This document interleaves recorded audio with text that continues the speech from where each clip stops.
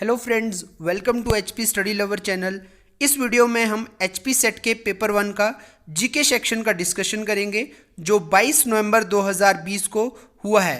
तो first question है, शिक्षकों के लिए राष्ट्रीय डिजिटल बुनियादी ढांचा प्रदान करने वाला कौन सा पोर्टल शिक्षक दिवस 2017 पर लॉन्च किया गया था? तो इसका सही उत्तर है दीक्षा पोर्टल जो था वो 5 सितंबर 2017 को जो था वो एम वेंकैया नायडू जी के द्वारा जो था वो लॉन्च किया गया था। और दीक्षा की फुल फॉर्म होती है digital infrastructure for knowledge sharing, और इसका मुख्य उद्देश्य था ताकि जो शिक्षक हैं वो अपने आप को लर्न और ट्रेन कर सकें। नेक्स्ट क्वेश्चन है, कंप्यूटर प्रोग्राम में त्रुटि को दर्शाता है, तो ये इसका आंसर होगा बग। बग जो है वो कंप्यूटर प्रोग्राम में त्रुटि को दर्शाता है।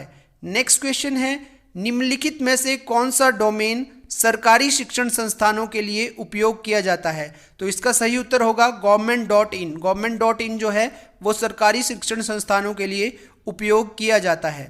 नेक्स्ट क्वेश्चन है, इनमें से कौन सी एक गूगल एप्लीकेशन नहीं है?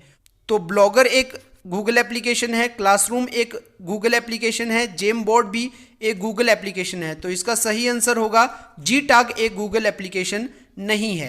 नेक्स्ट है, उपयोगकर्ताओं की वरीयताओं को पहचानने और नज़र रखने के लिए कुछ वेबसाइटों द्वारा उपयोगकर्ताओं के कंप्यूटर पर संग्रहित एक छोटी डेस्क फाइल को कहा जाता है। तो कुकी जो होती है वो इसके लिए यूज़ की जाती है।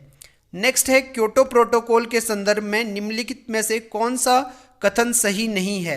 तो इसे 1997 में अपनाया गया था, ये सही है। इसमें उत्सर्जन को कम करने का दायित्व विकासशील देशों पर डाला गया था। जी नहीं, विकासशील देशों पर नहीं डाला गया था, ये गलत है। नेक्स्ट, अंतर्राष्ट्रीय सौर गठबंधन का मुख्यालय किस देश में स्थित है? तो ये जो है वो भारत में स्थित है। इंटरनेशनल सोलर अलायंस जो है उसका जो हेडक्वार्टर है वो इंडिया में, इंडिया के गुड़गांव में स्थित है। तो आपको ये याद रखना है, इंडिया के गुड़गांव में स्थित है। नेक्स्ट क्वेश्चन है, निम्नलिखित में से क्या विकल्प आधारित क्रेडिट प्रणाली की विशेषता नहीं है? तो यह संख्यात्मक मूल्यांकन पर बल देती है। जी नहीं, इसका सही आंसर होगा ए, ये संख्यात्मक मूल्यांकन पर बल नहीं देती है। अगला क्वेश्चन है, निम्न में से प्राचीन भारत का कौन सा अध्ययन केंद्र अब पाकिस्तान में है? तो तक्षशिला जो है वो कहाँ पर है? पाकिस्तान में पड़ता है अभी। नेक्स्ट क्वेश्चन है, हिमाचल प्रदेश के केंद्रीय विश्वविद्यालय के प्रतीक चिन्ह में नीला रंग इंगित करता है। तो शिक्षा और सशक्तिकरण जो है वो ब्लू कलर जो है वो शो करता है।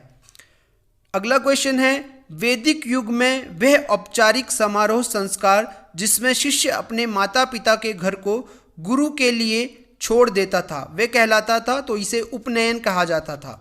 अगला क्वेश्चन है, सतत विकास लक्ष्यों के लिए विशिष्ट उद्देश्यों को कब तक प्राप्त करना है? तो जो हमारे सस्टेनेबल डेवलपमेंट गोल हैं, ये हमारे 17 सस्टेनेबल डेवलपमेंट गोल हैं और इनको जो कंप्लीट करने का लक्ष्य है वो 2030 का है। तो आपको याद रखना है, सतत विकास लक्ष्यों को जो है प्राप्त करने का जो लक्ष्य है वो 2030 है। अगला क्वेश्चन है, पानी में फॉस्फेट और नाइट्रोजन के इजाफे का परिणाम होगा? इसका आंसर होगा शैवालीय वृद्धि में बढ़ोतरी। तो अगर पानी में जो है फॉस्फेट और नाइट्रेट की मात्रा को बढ़ा दिया जाएगा तो उसमें शैवाल लगने का जो है वो डर रहता है। आगे है, निम्नलिखित में से कौन से गैसों का युग्म ग्रीन हाउस प्रभाव का एक प्रमुख कारण है? तो प्रमुख 3 जो ग्रीन हाउस गैसेज हैं वो हैं आपकी CO2 carbon dioxide, N2O nitrous oxide, और तीसरी है आपकी मीथेन CH4। तो इसका सही आंसर होगा CO2 एंड N2O।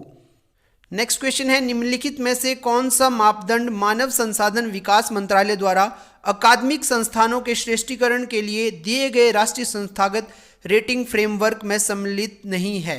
तो इसका सही आंसर होगा ऐतिहासिक महत्व। उसमें कोई ऐतिहासिक महत्व का फैक्टर जो है इसमें इंक्लूड नहीं किया गया है।